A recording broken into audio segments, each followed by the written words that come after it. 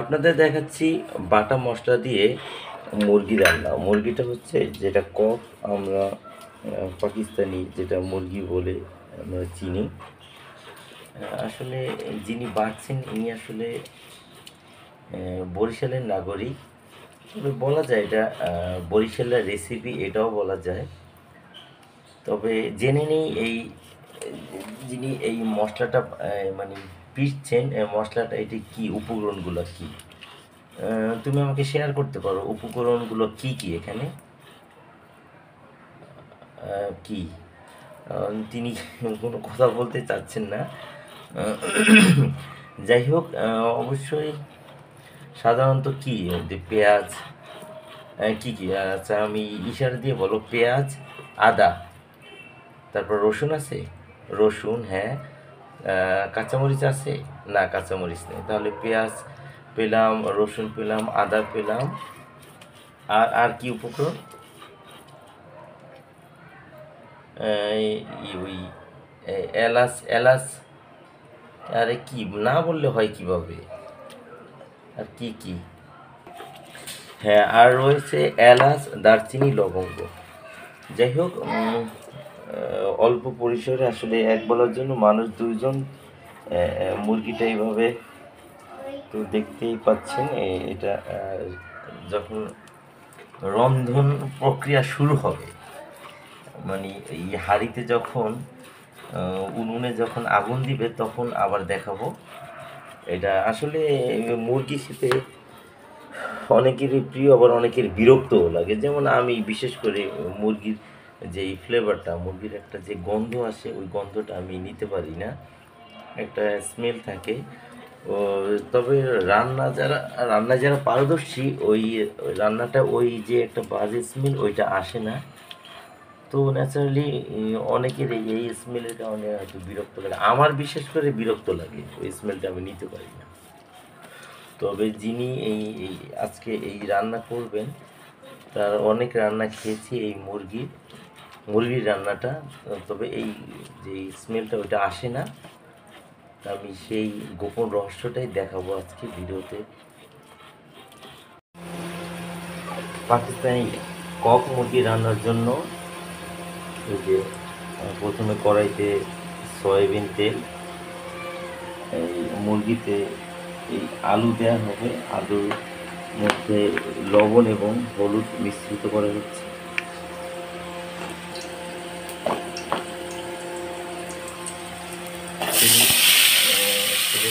আপনারা দেখতে পাচ্ছেন আলু,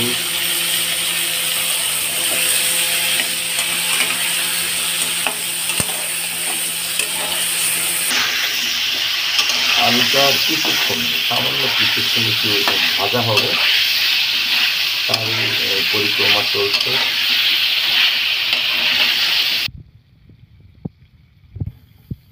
যেভাবে আসলে নাড়তে হবে, যদি নাড়াচাড়া না করেন তাহলে আলুটা লেগে যাবে।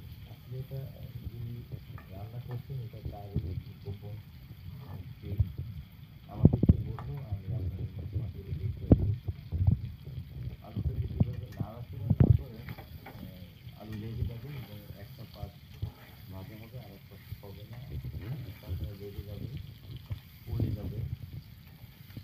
এই জন্য অনবরত চামচ দিয়ে নাড়াচাড়ার মধ্যেই থাকতে হবে। এভাবে অনবরত 2-3 মিনিট চুলায় ভাজার পর এবার আলাদা একটা পাত্রে রাখতে হবে।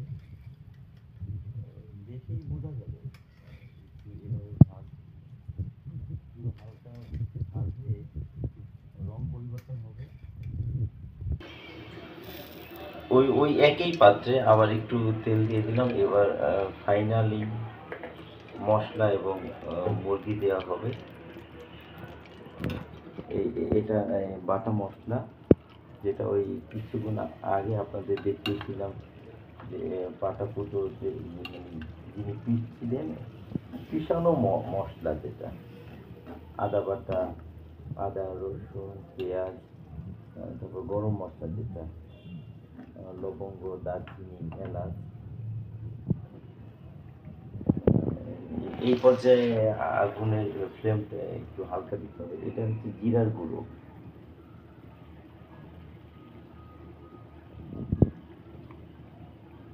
এটা আসলে পরিমাণ মতো, একটা অনুমান নির্ভর।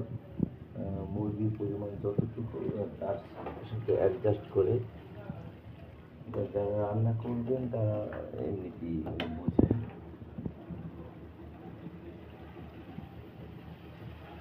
জন্য কথা কম বলি, আপনারা এমনি যারা রান্না করে তারা এমনিতেই বুঝবে।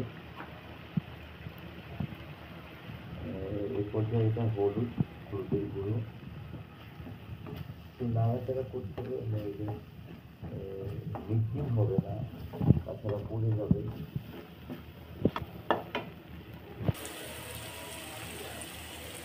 যারা মোটামুটি একটু ঝাল খান, অনেকে আছে না যে ঝাল চিকেন, এটা হচ্ছে ওই ঝাল মরিচের গুঁড়ো যেটা, আবার কালারের জন্য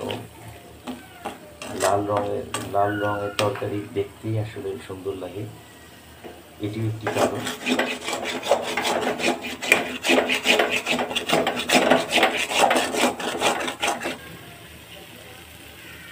আসলে যেন মশলাটা এই পাত্রের সাথে লেগে না যায়, তারই চেষ্টা। এই জন্য চামচ দিয়ে ওরকম করলেন এই রাঁধুনি।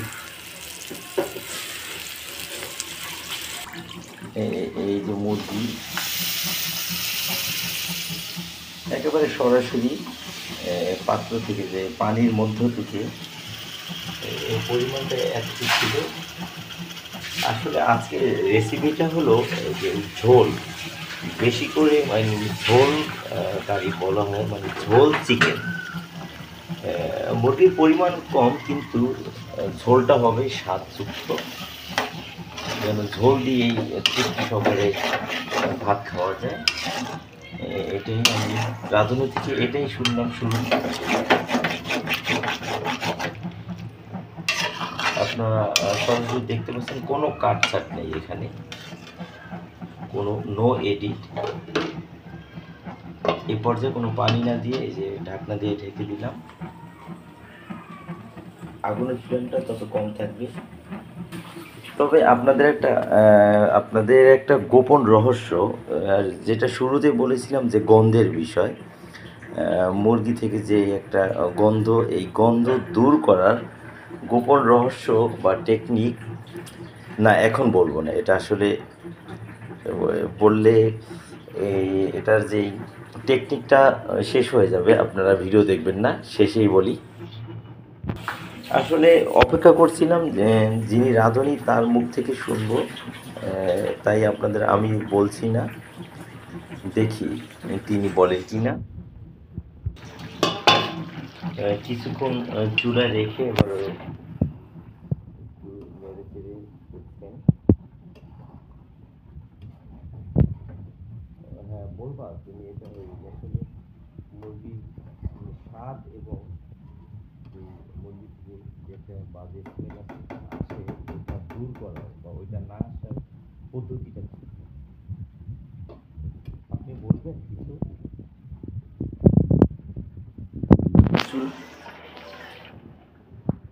না, আপনাদের বলে দেই, আসলে ভিডিও আপনারা এমনিতেও প্রয়োজনে দেখবেন, এটা না হলেও দেখবেন। এটা হচ্ছে মানে তিনি বললেন যে মুরগিটা যত কষানো হবে, মশলার সাথে যত অ্যাডজাস্টেবল হবে, যত বেশিক্ষণ, ততই এটার স্বাদ এবং গন্ধটা ভালো হবে।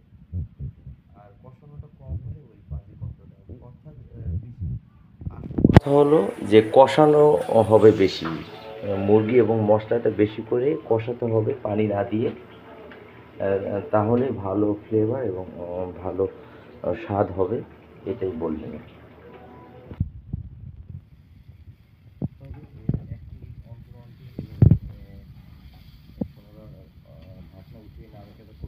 যেন লেগে না যায়।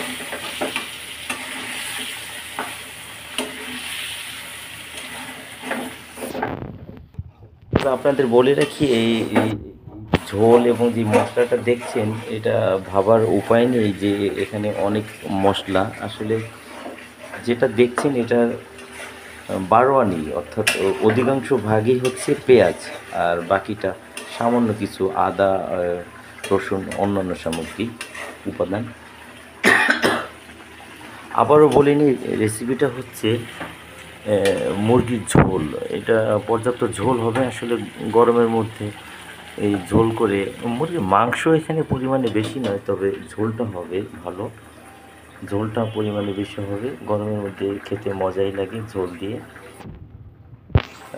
খানিকটা 1 মিনিট অন্তর অথবা 1 মিনিটের কিছু সেকেন্ড কম এইভাবে উঠিয়ে উঠিয়ে দেখতে হবে যেন লেগে না যায়। এই পর্যায়ে পানি দেওয়া হচ্ছে।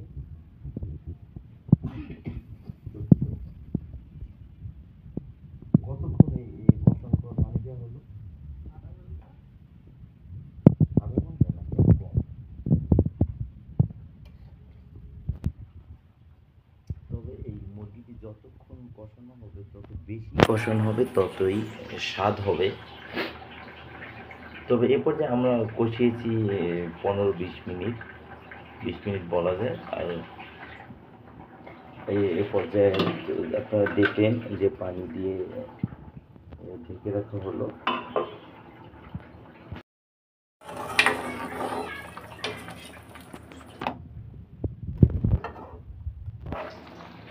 ভালো করে বেশিক্ষণ কষানোর পর পানি দেওয়া হলো, অর্থাৎ ঝোলের জন্য, তরকারি যেটা ঝোল, মাংসের ঝোল। তারপর 5-7 মিনিট বা 10 মিনিটও বলা যায় আগুন এভাবে এই বলক আসার পর কিছুক্ষণ রাখার পরে তারপর এই ভেজে রাখা যেটা আলু, শুরুতে যেটা ভেজে রাখা আলু রাখা হয়েছিল আলাদা বাটিতে, এই আলুটা দেওয়া হলো। এটা রেসিপিটা হবে, আমি কয়েকবার বলেছি, দেখি একটু সরাটা দেখি, আমি ছবি তুলে নিই। মুরগির ঝোল, ওকে ঠিক আছে। এরপর এখন ঢেকে রাখা হবে, আরও কিছুক্ষণ এটা জাল দেওয়া হবে। মুরগির এই ঝোল, মানে মুরগির মাংসের ঝোল, বেশি ঝোল দিয়ে মুরগি রান্না। এটা ঝালও হবে, ঝাল মুরগি বলা যায়, ঝাল মুরগি, বেশি ঝোলের। আলু আসলে আলু সেদ্ধ হলেই রান্নাটা হয়ে যাবে। এটা দেখলেন আপনারা ওই আলু সেদ্ধ হয়েছে কিনা, এটা চামচ দিয়ে দেখা হলো, এখনো সেদ্ধ হয় নাই, এই জন্য আরও কিছুক্ষণ অপেক্ষা করতে হবে। দেখা যাক তরকারি ঝোল চিকেন হয়ে গেছে কিনা।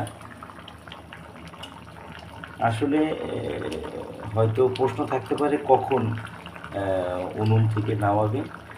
আসলে এটা রং এবং এই তরকারির যেই রংটাই বলে দেয় যে কখন নামাতে হবে। এটা যে এটা লুকিং, আপনারা দেখতে পাচ্ছেন, লুকিংটাই কিন্তু বলে দিচ্ছে এখন এটা হয়ে গেছে। আলু দেওয়ার পর 15 মিনিট বা 20 মিনিট একটু অল্প আছে রাখতে হবে যেন আলুটা সিদ্ধ হয় এবং এই ঝোলটাও মাংস এবং আলুর মধ্যে ঢুকে। যাই হোক, অবশেষে ধন্যবাদ, এখন রান্না হয়ে গেছে, শেষ করে দিলাম। কেমন লাগলো জানাবেন, খেয়ে জানাবেন মন্তব্য করে। ভালো লাগলে শেয়ার করবেন এবং মন্তব্য অবশ্যই করবেন, লাইক কমেন্ট দিয়ে জানাবেন। ধন্যবাদ, ভালো থাকবেন, আল্লাহ হাফেজ।